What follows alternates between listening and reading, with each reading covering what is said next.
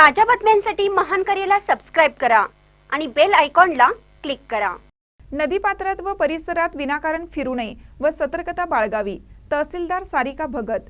हवामान खात्याने व जिल्हा प्रशासनाने जालना जिल्ह्यात येलो अलर्ट पुढील 2 दिवस जारी केला आहे। येलो अलर्ट जारी केला असल्यामुळे नदीपात्रात व परिसरात कुठल्याही नागरिकांनी विनाकारण फिरू नये, कारण जाफराबाद तालुक्यातून वाहणाऱ्या नद्या या दुतड्या भरून वाहत आहेत। त्यांनी धोक्याची पातळी सुद्धा ओलांडली आहे। कित्येक ठिकाणी रस्ते सुद्धा बंद आहेत।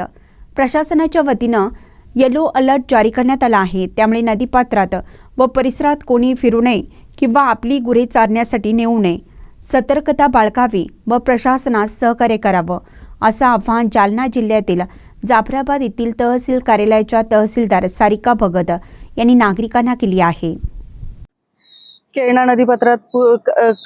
केळणा नदीपात्र परिसरात तसेच पूर्णा नदीपात्र परिसरात आणि धामणा नदीपात्र परिसरात सर्वदूर पाऊस झालेला असल्या कारणाने जाफराबाद तालुक्यातील जवखेड ठेंग येथील केळणा नदीपात्रावरील पुलावरून पाणी वाहत आहे। तरी सर्व जवखेड ठेंग परिसरातील तसेच तालुक्यातील पूर्णा नदी, धामणा नदी परिसरातील नागरिकांना सतर्कतेच्या सूचना देण्यात येत असून कुणीही पुलावरून पाणी वाहत असताना त्यावरून वाहने नेण्यात येऊ नये, तसेच दळणवळण किंवा पूल ओलांडण्यात येऊ नये।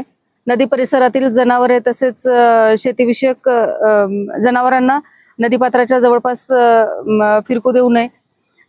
त्याचबरोबर ग्रामस्थांनी वेळोवेळी शासनामार्फत देण्यात आलेल्या सतर्कतेच्या सूचनेबद्दल सूचनेचे अनुपालन करून सतर्क राहावे।